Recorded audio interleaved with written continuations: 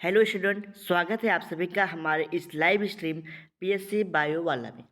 दोस्तों, आज हम एक नई यूनिट को स्टार्ट करने वाले हैं जिसका नाम है regulation of gene expression in prokaryote. क्या आज हम regulation of gene expression prokaryote में जानेंगे कि जीन की प्रोकैरियोट में किस प्रकार से जीन का रेगुलेशन होता है।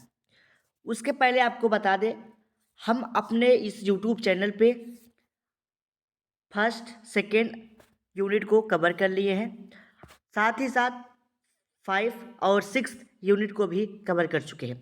यानी कि अभी तक हम 4 यूनिट को कम्प्लीटली पढ़ा चुके हैं, यानी कि पहला और दूसरा और 5 नंबर पे और 6, ये सब हम इसको कवर कर लिए हैं। आज हम 3rd यूनिट को स्टार्ट करने जा रहे हैं। ठीक, उसके साथ ही साथ हम लोग 7 वाले यूनिट को भी कवर कर रहे हैं, यानी कि उसकी भी सीरीज कल से स्टार्ट कर रहे हैं।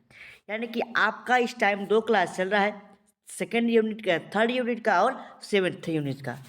तो आपका ये unit gene of expression in regulation of gene expression in prokaryote पे हम लोग पढ़ेंगे।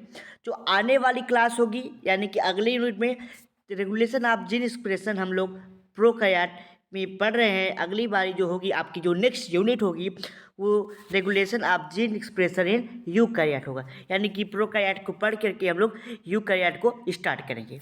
तो चलिए आप लोग हेडिंग लगाइएगा, regulation of gene expression in prokaryote. उसके पहले बता दें, यदि आप बीएससी सेमेस्टर की तैयारी करना चाहते हैं तो आप हमारे इस यूट्यूब चैनल के माध्यम से जुड़ करके अपने सेमेस्टर की तैयारी को कंप्लीट कर सकते हैं और उसके साथ साथ आप नोट्स पीडीएफ को भी प्राप्त कर सकते हैं। तो आप लोग हेडिंग लगाइएगा, gene expression of regulation of gene expression in prokaryote. तो आइए स्टार्ट करते हैं। Very good morning to all of you, सभी को नमस्कार, राम राम, सत श्री अकाल, वालेकुम सलाम, which you are feel connected with, let get started. तो आइए स्टार्ट करते हैं रेगुलेशन ऑफ जीन एक्सप्रेशन। तो आप पहले समझते हैं कि रेगुलेशन ऑफ जीन एक्सप्रेशन सबसे पहले किसने दी थी। पहली बात आती है कि रेगुलेशन ऑफ जीन एक्सप्रेशन पढ़ा जाता है, लेकिन ये शब्द वर्ड कहाँ से आया, किसने दिया था। तो जो रेगुलेशन ऑफ जीन एक्सप्रेशन है, इसे जैकब एंड मोनार्ड ने दिया था। किसने दिया था? जैकब और मोनार्ड ने। कब दिया था? 1961। ठीक, यानी कि जैकब और मोनार्ड ने सर्वप्रथम 1961 में क्या दिया? Regulation of gene expression. किसमें दिया था? इकोलाई बैक्टीरिया में। किसमें दिया? एक्सेरसिया कोलाई बैक्टीरिया, जिसको हम लोग ई कोलाई बैक्टीरिया का नाम देते हैं, यानी कि इसको शॉर्ट फॉर्म में हम लोग ई कोलाई कह देते हैं, यानी कि इसका जो पूरा नाम होता है एक्सेरसिया ई कोलाई होता है। ठीक, एक्सेरसिया कोलाई होता है। अब आगे बात करते हैं कि जो जीन एक्सप्रेशन होता है वो कैसे होता है। तो जो जीन एक्सप्रेशन होता है वो रेगुलेटरी जीन के द्वारा होता है। किसके द्वारा? रेगुलेटरी जीन के द्वारा।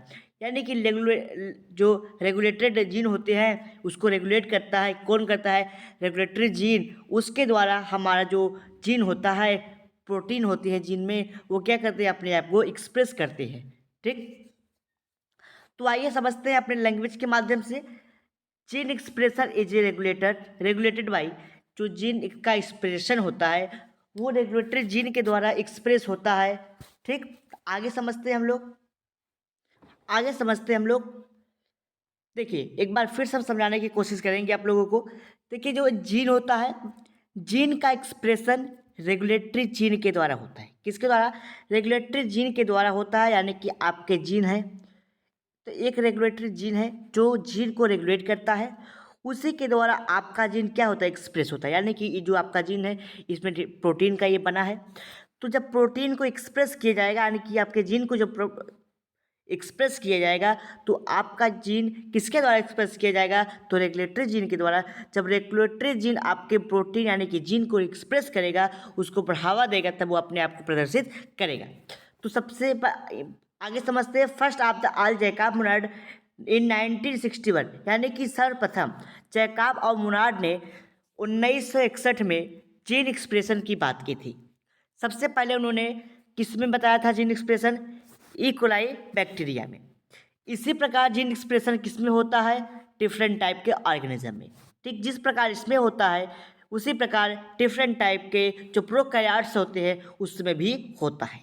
ठीक, अब देखिए, जब जीन को इंड्यूस्ड किया जाता है तो उसे हम लोग पॉजिटिव कहते हैं, और जब जीन को चेक्ड किया जाता है तो उसे हम नेगेटिव कंट्रोल कहते हैं।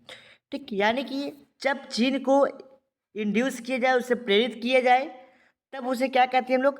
Positive control. क्या कहते हैं? Positive control.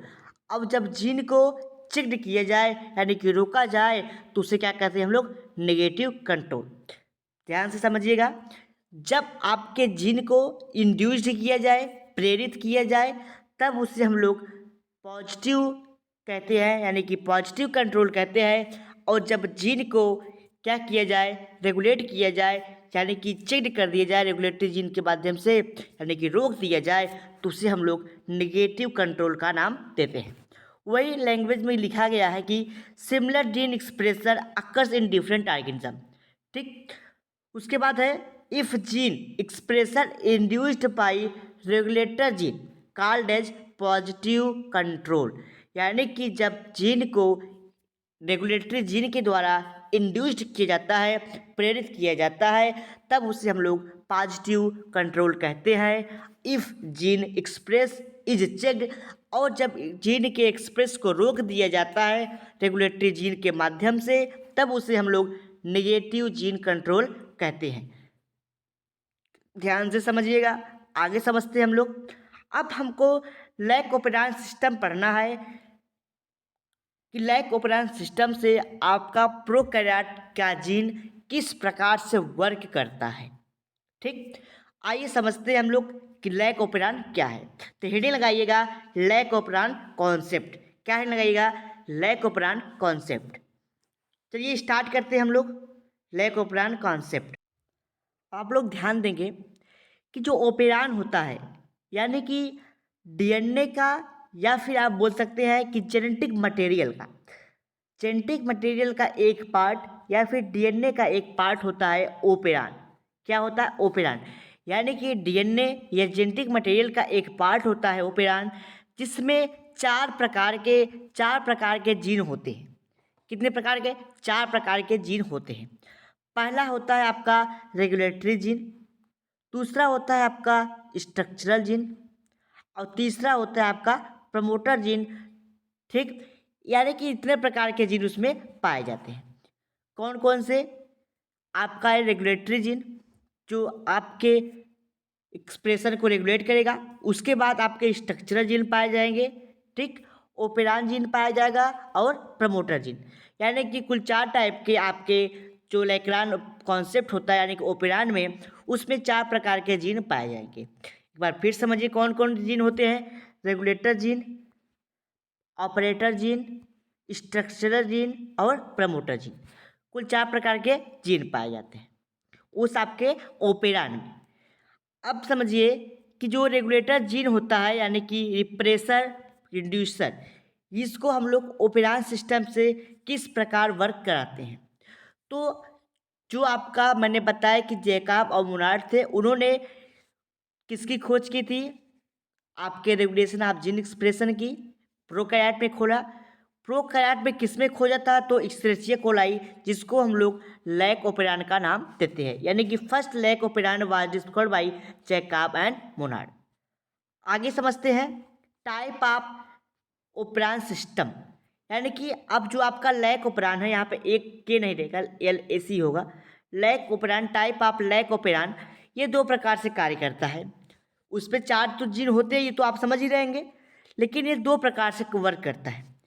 एक होता है आपका इंड्यूस्ड करके, ठीक, यानी कि इंड्यूस करके आपका होता है इंड्यूसर लैक ऑपरेंड। ठीक, इंड्यूसर लैक ऑपरेंड। दूसरा होता है आपका रिप्रेसर लैक ऑपरेंड सिस्टम। तो हम पहले समझेंगे कि इंड्यूसर लैक ऑपरेंड सिस्टम क्या है। तो हम लोग आगे बढ़ेंगे, पहले समझेंगे कि इंड्यूसर लैक ऑपरेंड सिस्टम किस प्रकार से वर्क करता है। अब देखिए, जो आपका जेनेटिक मटेरियल है, ठीक, जो आपका जेनेटिक मटेरियल क्या है? डीएनए है, आरएनए है। उसमें क्या होता है कि जब आपको किसी अपने जीन को एक्सप्रेस कराना होगा तो उसे ऑन करना होगा। क्या करना होगा? ऑन करना होगा। और जब एक्सप्रेस नहीं कराना होता है तो उसे ऑफ कर दिया जाता है। यानी कि ऑन और ऑफ की बात होती है यहाँ पे।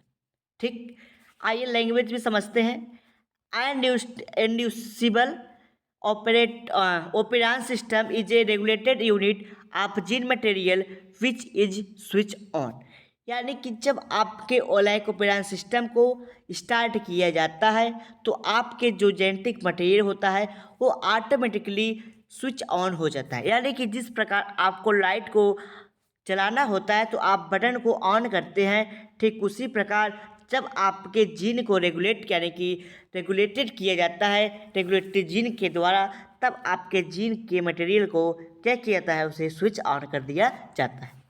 आगे समझते हैं। In response to the presence of chemical it consist of following part.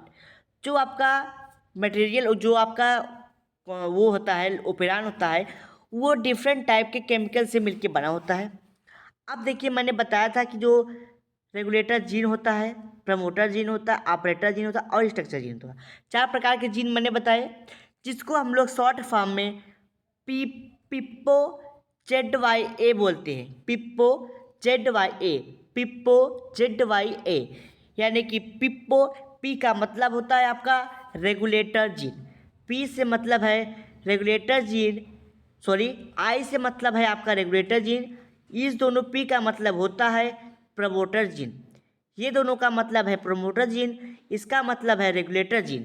ठीक, ओ से ऑपरेटर जीन, आई यानी कि आपका जो जेड है, वाई है, ए है, ये कैसे जीन है आपके स्ट्रक्चरल जीन है।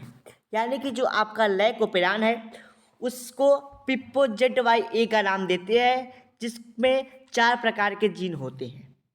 कितने प्रकार के? 4 प्रकार के, जिसमें 3 स्ट्रक्चरल जीन होता है और क्या होते हैं आपका, एक बार हम लोग फिर से समझते हैं।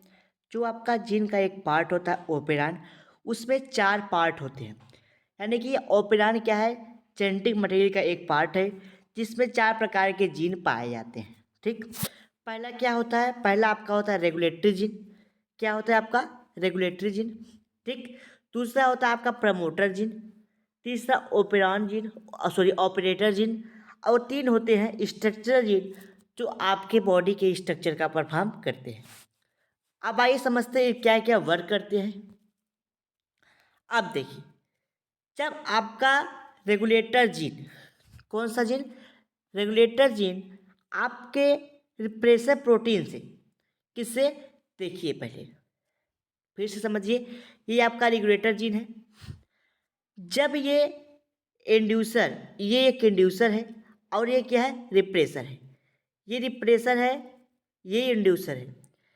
जब इंड्यूसर रिप्रेसर से बाइंड हो जाएगा, ठीक, तब क्या होता है कि जीन एक्सप्रेशन का कार्य चालू हो जाता है।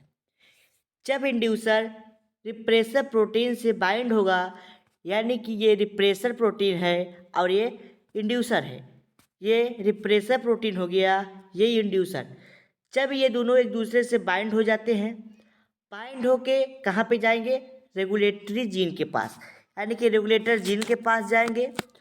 वहाँ से क्या होगा, RNA पॉलीमरेज मिलेगा, RNA पॉलीमरेज मिलेगा, क्या होगा तब उसके बाद ये एक फंक्शन करेंगे, क्या करेंगे, डिफरेंट टाइप के जो आपको ऑपरेटर जीन होगा वो ऑपरेट करेगा और डिफरेंट टाइप के स्ट्रक्चर जीन को बनाएगा। यानी कि जब इंड्यूसर रिप्रोसर के साथ बाइंड होगा, उसके बाद RNA पॉलीमरेज मिलेगा, वहाँ से एक प्रोटीन बनेगा, वह प्रोटीन RNA पॉलीमरेज और ये इंड्यूसर मिलके ऑपरेटर जीन के पास जाएंगे। ऑपरेटर जीन के पास जाते ही ये 3 प्रकार के स्ट्रक्चरल जीन का फॉर्मेशन करेंगे। पहला क्या है, जो आपका जेड स्ट्रक्चरल जीन होगा वो बीटा गैलेक्टोसाइडेज का निर्माण करेगा, जिसको लैक्टोज का नाम देते हैं। वाई जो जीन होगा जो परमियेज का नाम देगा, ये लैक्टोज के बनने के बाद सेल में एंट्री कराएगा। क्या करेगा, सेल में एंट्री कराएगा, कौन, गैलेक्टोज। ठीक, उसके बाद क्या होगा, ए वाला जो होगा वो एसिटाइलेज एंजाइम का फॉर्मेशन करेगा जो डिटॉक्सिफिकेशन का काम करेगा। ठीक, आगे समझते हैं हम लोग। यानी कि लैक्टोज जो होगा लैक्टोज परमीएज के साथ यानी कि सेल में एंट्री करेगा और ग्लैक्टोसाइडेज यानी कि ट्रांसएसिटाइलेज के साथ मिलके डिटॉक्सिफिकेशन यानी कि टॉक्सिक मटेरियल को नष्ट कर देगा। अब समझिए जो स्ट्रक्चरल जीन होगा वो किस प्रकार से कार्य करेगा। जो आपका पहला हैगा स्ट्रक्चरल जीन, यहाँ वाला ये स्ट्रक्चर जो जीन बना ZYA, क्या बना ZYA, ठीक, इसके बारे में हम लोग समझेंगे। तब देखिए these genes are actually synthesized by mRNA। जो आपका स्ट्रक्चरल जीन होता है, आपको पता है प्रोटीन में 3 प्रकार के स्ट्रक्चर बनते हैं, प्राइमरी, सेकेंडरी और टर्शियरी। तो क्या होता है, अब ये जो होते हैं जीन, ये सिंथेसिस कहाँ से होते हैं, mRNA मैसेंजर RNA से होते हैं। mRNA control metabolic activity of cytoplasm through the formation of protein over enzyme. यानी कि जब आपके बॉडी के साइटोप्लाज्म में क्या होता है कि जो प्रोटीन्स होते हैं वो मेटाबॉलिक एक्टिविटी को परफॉर्म करते हैं, ठीक, वहाँ से आपके जो प्रोटीन्स होते हैं, एंजाइम होते हैं, उसका फॉर्मेशन होता है। यानी कि जो मेटाबॉलिक एक्टिविटी होती है वो mRNA को कंट्रोल करता है और आपकी जो साइटोप्लाज्म का फॉर्मेशन कहाँ से होता है, mRNA के माध्यम से। आगे समझते हैं हम लोग, आगे बढ़ते हैं हम लोग। At the ribosome an operon has one more structural gene. जो आपके ओपेरान होते हैं वो एक स्ट्रक्चरल जीन वहाँ पे बनाएगा। कौन सा बनाएगा, आपका लैक्टोज, बीटा ग्लैक्टोज। फिर the lac operon of E coli bacteria contain 3 structure gene. जो आपके लैक ओपेरान में इकोलाई बैक्टीरिया होता है उसमें 3 स्ट्रक्चर जीन होते हैं ZYA, ठीक, जो क्या होता है आपके डिफरेंट टाइप के एंजाइम का फॉर्मेशन करता है। जो जेट जीन होता है ये ट्रांसक्रिप्ट करता है किसका, ट्रांसक्रिप्शन यानी कि mRNA का जो ग्लैक्टोज का फॉर्मेशन करेगा। ग्लैक्टो यानी कि बीटा ग्लैक्टोज साइडेज का फॉर्मेशन करेगा, यानी कि एक एंजाइम का फॉर्मेशन करेगा। जो आपका बी यानी कि वाई जीन है ये ट्रांसक्रिप्ट के माध्यम से mRNA के द्वारा परमीएज एंजाइम का फॉर्मेशन करता है। दूसरा जो आपका ए जीन है ये ट्रांसक्रिप्ट के माध्यम से आपके ट्रांसएसिटाइलेज का फॉर्मेशन करता है, ठीक, यानी कि बीटा ग्लैक्टोज एंजाइम जो होता है वो किसके द्वारा होता है, बीटा ग्लूकेज एंजाइम जेड के द्वारा, परमीएज आपका वाई के द्वारा, और एसिटाइलेज जो ट्रांसक्रिप्ट में ट्रांसएसिटाइलेज बनता है वो ए जीन के द्वारा बनता है। अब जो बीटा ग्लैक्टोज होता है, ठीक, क्या होता है, बीटा ग्लैक्टोज एंजाइम वो किसके लिए रिस्पॉन्सिबल होता है, यानी कि बीटा ग्लैक्टोज जो साइडेजेज एंजाइम होते हैं वो आपके हाइड्रोलाइसिस के लिए डिफरेंट टाइप के जो अदर पार्टिकल्स होते हैं उसको हाइड्रोलाइज करने के लिए इसका उपयोग होता है। जो लैक्टेज होता है और ग्लूकोज, लैक्टोज को क्या करता है, वो ग्लूकोज में जाके ग्लैक्टोज का फॉर्मेशन करता है, यानी कि फॉर्मेशन करता है। उसके साथ साथ परमेज एंजाइम जो होते हैं वो लैक्टोज को एंट्री कराने के लिए, सेल में एंट्री कराने के लिए परमिशन देता है, यानी कि उसकी हेल्प करता है। ट्रांसएसिटाइलेज एंजाइम जो होते हैं जो रिस्पॉन्सिबल होता है डिटॉक्सिफिकेशन के लिए। ट्रांसएसिटाइलेज का मतलब ए जीन, कौन सा जीन, ए जीन क्या होते हैं, वो आपके सेल में डिटॉक्सिफिकेशन के लिए रिस्पॉन्सिबल होता है, ठीक। अब आगे जो है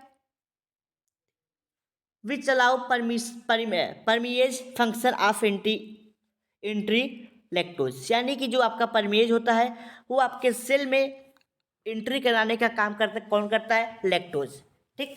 दूसरा है आपका ऑपरेटर जीन। ऑपरेटर जीन किस प्रकार से वर्क करता है उसको समझते हैं। इट इज ए जीन, क्या है ये, एक जीन है विच directly control the synthesis of mRNA, जो आपके mRNA के फॉर्मेशन को डायरेक्टली कंट्रोल करता है, ठीक।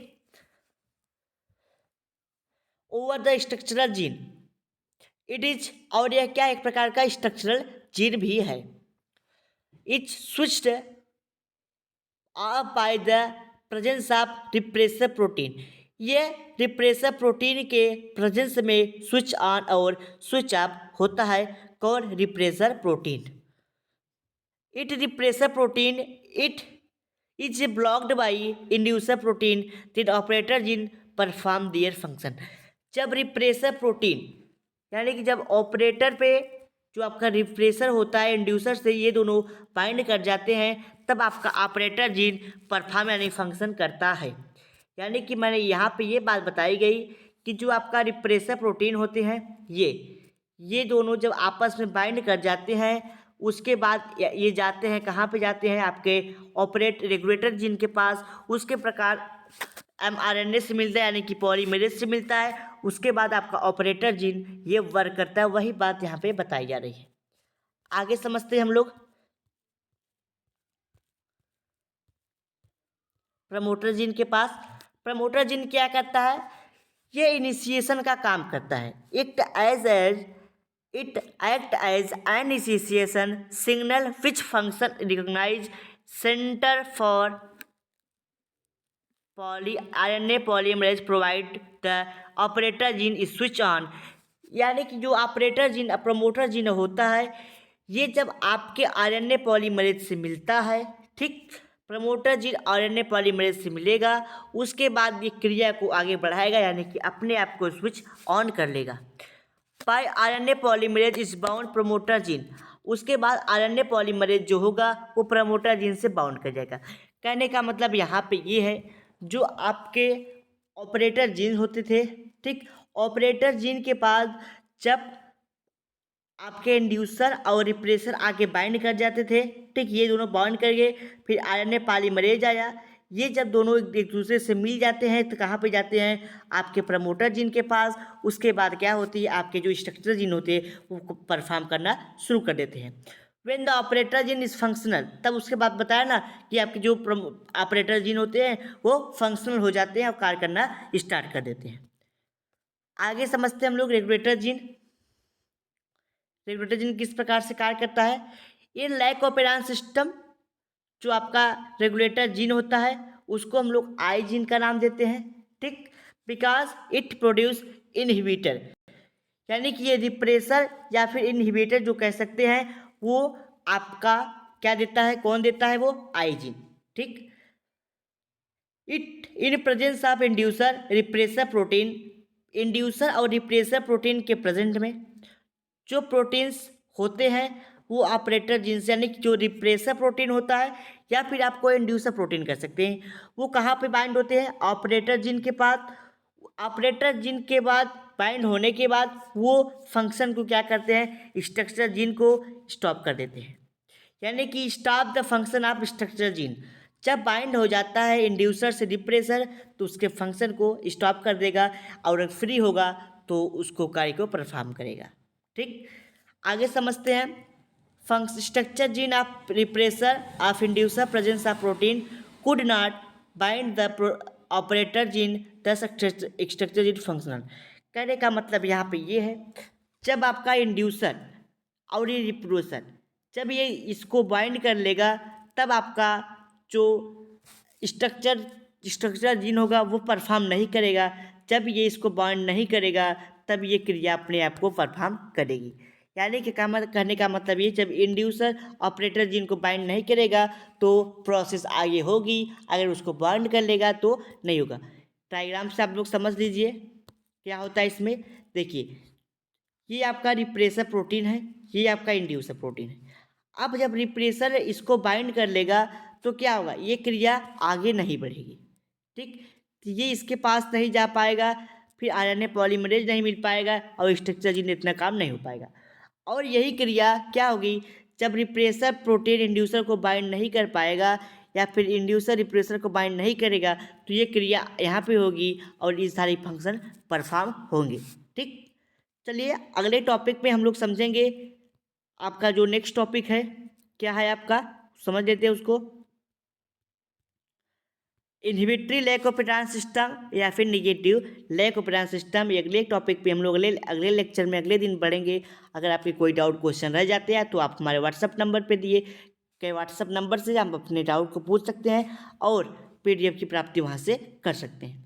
Thank you to all of you. मिलते हैं अगले लेक्चर में नए वीडियो के साथ।